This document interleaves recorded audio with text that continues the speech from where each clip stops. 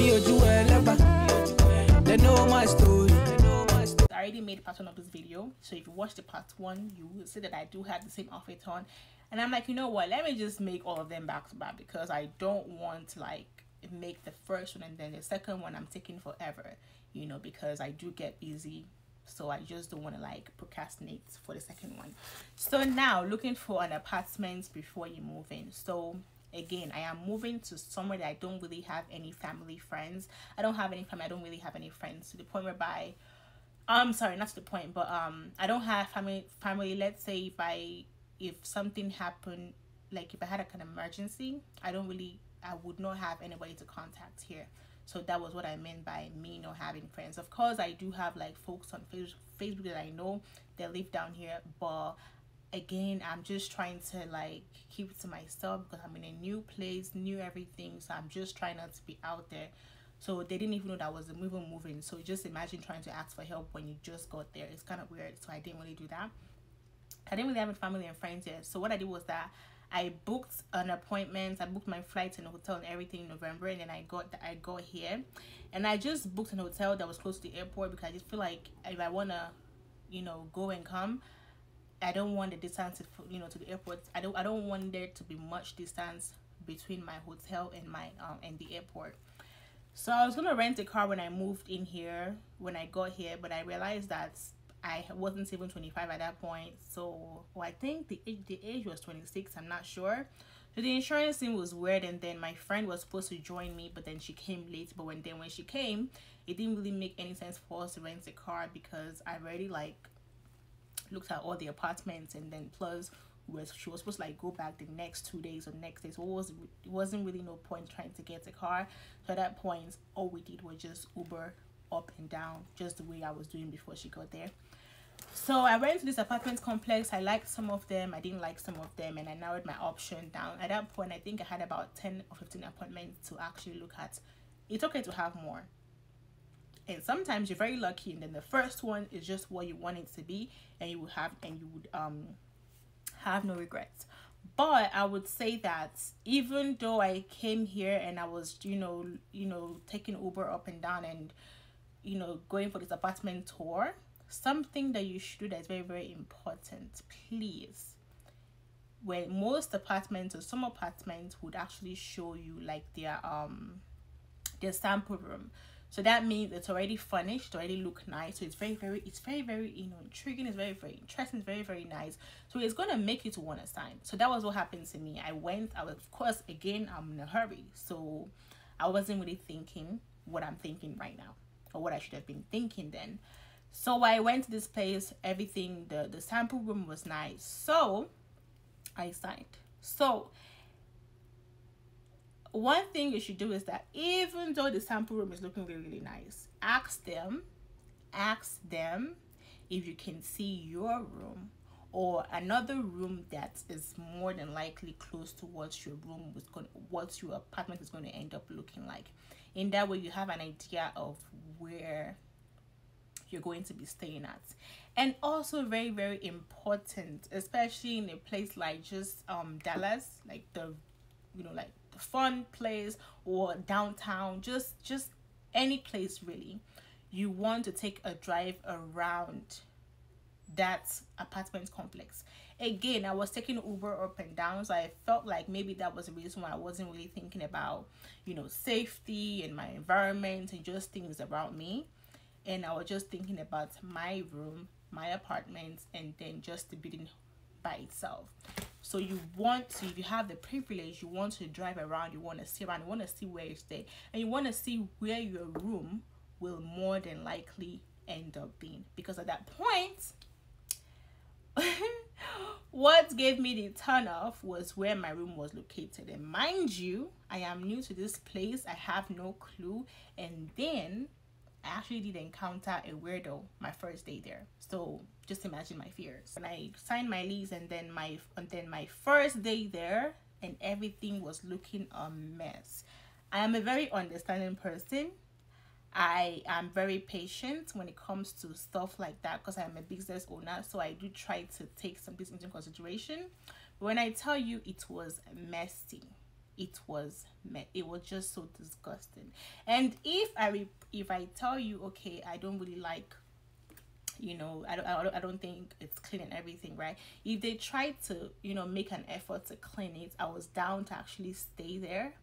But the fact is that I took a picture of, let's say, 5 dirty, you know, spots, and then I came back there literally every single day for 5 days, or I think for 4 days, and I met that spot the same way. And mind you, I am relocating. I don't have any family friends there, so what I actually stay in hotel and then end up spending more money there when it shouldn't even be like that. I mean, luckily for me, I didn't really pay for the hotel, but I would have paid for the hotel if it came to that, basically. So I would tell you, always make sure that you go back and when you look at the sample room, drive around the neighborhood, see if you like it, you know, Google the place, look at the reviews. And plus, they actually did have high reviews when I checked on Google, which was a good thing, but I could see them having high reviews in that neighborhood, if that makes sense. I could see them having high reviews then. Plus, if you're okay with just like the bare minimum, of course you might be like, okay, yeah, that's cool. You might be like, okay, yeah, nice place, but I'm not okay with that. And plus, I just moved down there, and then I'm a girl, and then on the first day there, you know, a guy was trying to talk to me, and I'm like, I'm married. I'm not married, but you know what I mean. And I'm like, I'm married, and then he got down from his car and was coming straight to my car. So that alone scared me, and I'm like, you know, maybe this is a sign from God telling me not to even leave here, because right now I'm scared. I'm looking at my back. I'm like, I can't even go upstairs to even. It was crazy. And then the worst part is that then I already shipped everything to this new address. So even though I end up finding a new place, I had to keep coming back and forth, and then I had to lose my, you know, my orders and my packages, because they would have to ship things down there, and when I get there, it's not there, or they're closed, or they keep. It was just a very, very weird system for me. So I went through a lot. I spent a lot of money, but you could avoid all this stuff if you actually go to these places, look at the surrounding, look at your lease, and make sure that you are good to go. Make sure that you are good to go. In that way, you end up saving a lot of money and a lot of time. And my 1 month off would have been going graciously, because then I would not have used that whole 1 month to try to solve some, you know, apartment issue that I already came for a month ago. You know, I already spent money in hotel and flights in November, so I just felt like I was just going through the same process again. So that was hurtful to me, but you know, I just saw it as, you know, moving and the whole process. I'm like, you know what, everything is going to be just fine. So now moving forward, I found this new place on the same app, and then I got here, and then I signed the lease, and I got this place on the same day. And then this place, they actually pointed where my what they call it, where my room is going to. So they showed me, do you want to stay there or you want to stay here? I'm like, I want to stay here, and then I ended up staying here. So it was just more it was more personal, because they actually show you your place. Though they showed me an apartment, and I was like, you know what, that's nice, but do you have like an island kitchen? Because they did have island kitchen. It looked like L-shaped island kitchen. So I don't know if that's a word. Just me seeing that room, and I'm like, you know what, I do like the whole setting, I do like how it looks, but do you have an island kitchen, like the middle island kitchen? They were like, yeah, they do, but that would just cost extra. I'm like, okay, that's fine. So just me seeing what they showed me, and then them telling me that we do have something better. I'm like, okay, if there is something better than this, then of course I am down, and let me sign my lease. And I ended up signing my lease, and then ended up moving here like within 3 days of signing my lease, literally. And I haven't had any issues with them, like really. It's just been nice, it's been great, and I'm just so grateful, because I didn't even know of Frisco before I moved there. So that is just to show you how surprising and how just everything just ended up working out, and I'm just grateful to God. And then I feel like one of the things that helps me why I'm moving is the fact that when I was moving, I wasn't really moving for money. So I wasn't moving for a job or a relationship or anything. It was just me moving for me. In that case, when you end up moving here for a job but the job don't end up working out, you don't have any regrets, you know. And you're not moving for a human being either, because at that point it's gonna almost feel like you're there because of them. So you want to be there because of you. You just don't want to get your emotions, and you don't want to get things mixed up. That's the tip about getting the apartments and everything. Then the other one would be saving. So people would say you should save 3 months worth of rent. Okay, that is awesome, but I'm telling you, if you can afford to save a year worth of rent, please do that to be safe. If not, at least save 6 months. And if you cannot do 6 months, then 3 months is okay. That one is manageable.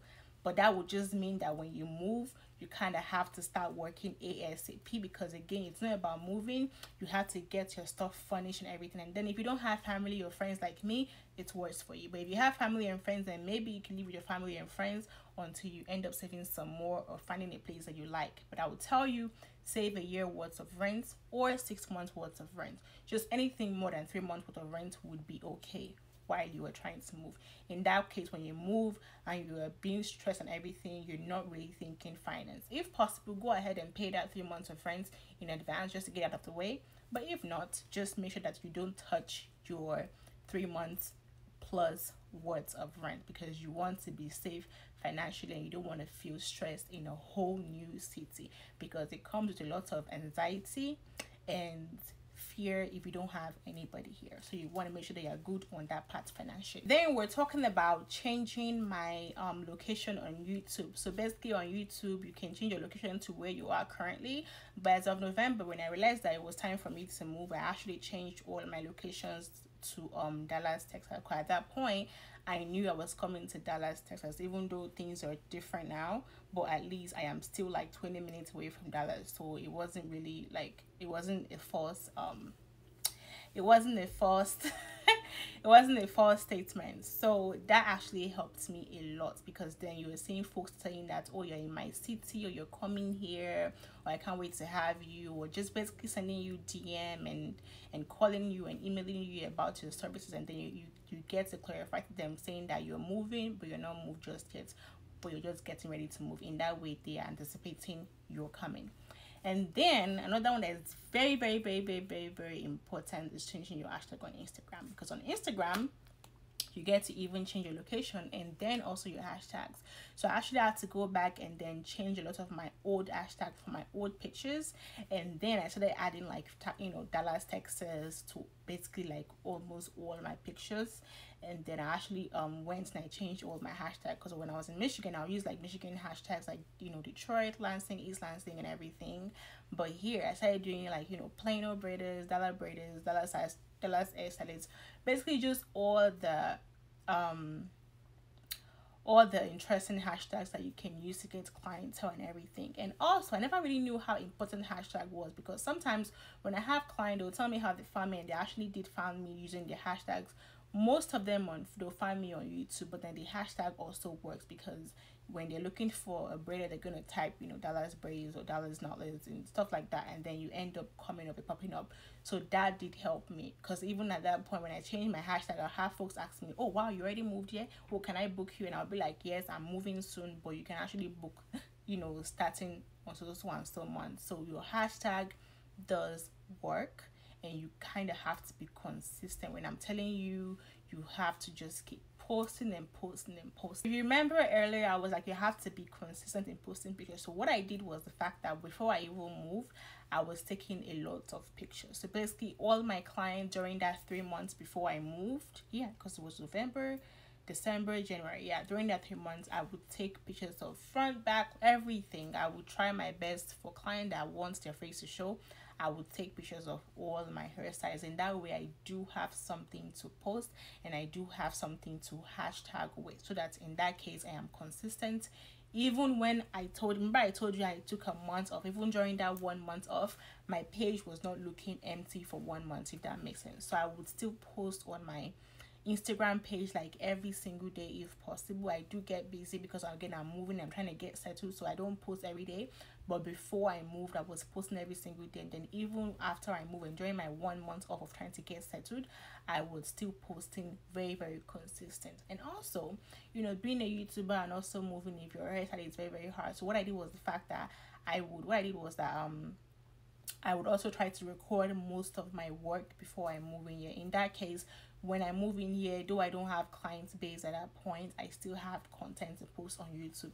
In that way, I'm advertising something and then things are going well, which I am very, very grateful for, because it did work and it did help me, and nobody really like noticed it because my page was not really empty. So that did help me a lot over time.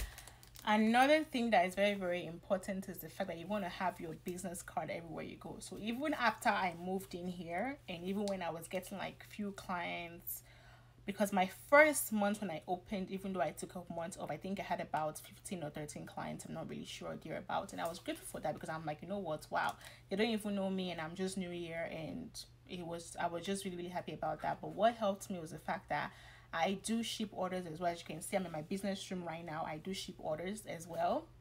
And everywhere I go, I make sure that during my first 3 months, I had protective hairstyles. So I did locks then. So I actually gave a lot of people my card because they would like my hair and they'll ask me who did them, and I'll be like, oh, I did them myself. In that case, they can see that, okay, you know what, this is her job. She's actually like this is her job. So they feel more confident in you doing their hairstyle. So at that point, you actually have to have a card, because not everybody can wait for you to write down your number or you write down their number. So giving them your card also does help. And then actually having your braids, just basically going everywhere, because if you're a homebody like me, it's hard for you to be out there. So at that point, I had to be out there. Normally, I'll just place my orders for groceries using like those apps and stuff. But when I first moved in here, I had to like tell myself, Madonna, you have to actually go out there and get what you need to get. And then when you get compliments from people, you get to tell them you do your hair yourself, and then you give them your card, and then in that way they can contact you, and then you just have word of mouth. And also it's always nice for you to have discounts when you first started. So when I first started, I had I think $30 off. Basically, if you recommend somebody, you get that discount as well, and then they get the discount as well. I think that you get more. I don't know what I did then, but I felt like that helped as well. So you have to have, or you should have, if it's possible, if you can afford it, you should have some type of discount. So, you know, when you come, you get $10 off, $20 off. It just kind of helps. Just helps the whole pace. And then during that first month, the discounting is off. But then at that point, they already have that beautiful braid, and they can be like, wow, she's good or he's good. And then they can constantly, you know, they can come to you consistently, and then before you know it, you do have yourself a clientele base. So that did help me a lot, taking your card, your discounts, everything, and also trying to be out there and put yourself out there as well. And also you can go out to party. That helps. I didn't really party like that. I don't really like partying, but I feel like if you go there with your braids, your locks, you're going to have lots of girls giving you compliments, and then you have your card, so you're going to pass your card around as well. That is always a good idea when it comes to you moving here. Even right now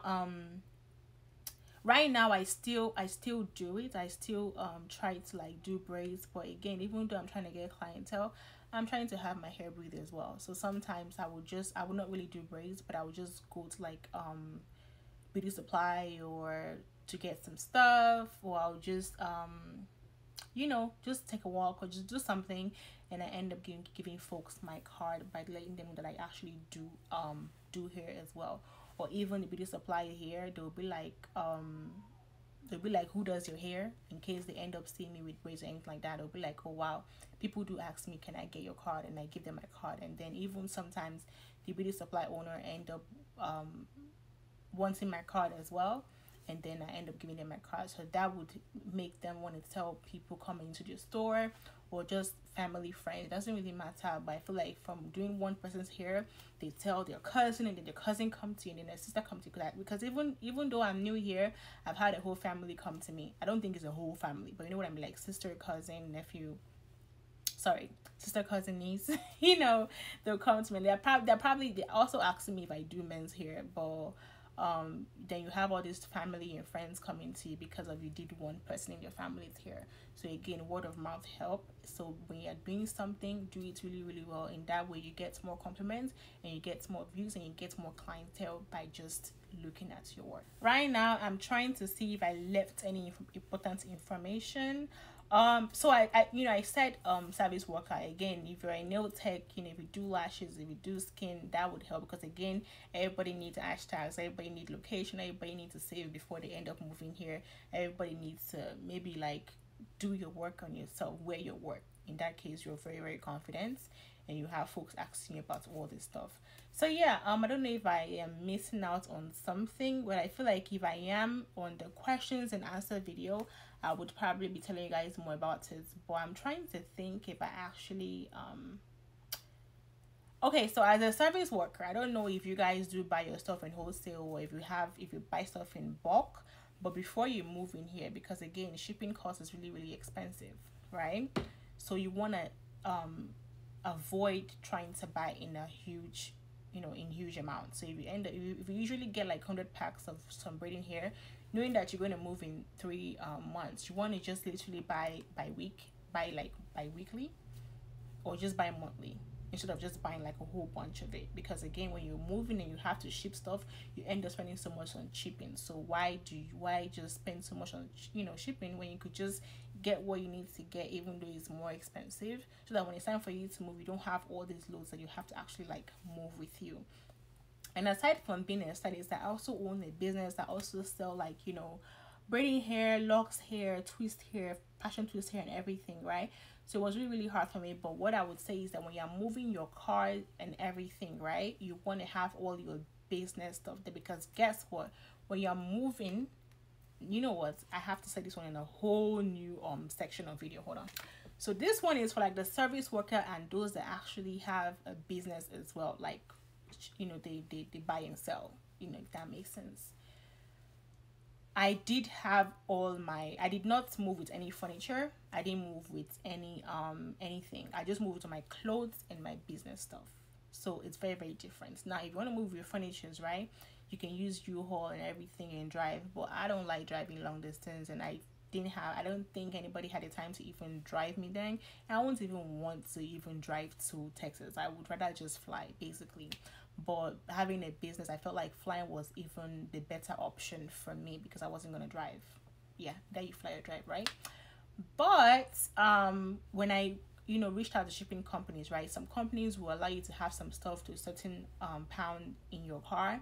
So at that point, I had a chance to put most of my business stuff in my car before they drove the stuff down here. So the reason why it's nice to put your business stuff instead of your clothes and everything is the fact that I did have my clothes there, but I'm just saying, put your business stuff there first, because it has more chances of getting to you compared to shipping, because shipping, it could get lost, or it could just end up getting damaged. But it's already in your car, and guess what, your car is going to be, the insurance company is going to have insurance for you. So they end up messing with your product or your hair or whatever, right, they can end up compensating you because of they actually do have your car and everything is right there, and they end up messing it up, not you. So you want to leave your business stuff there if it's possible, or if you feel safer with you shipping it, go ahead and do it. But I just feel like if you have boxes of stuff, like shipping is like, I don't know, a lot more than even the product sometimes. Not a lot more than product, but I'm just saying like it's a lot more,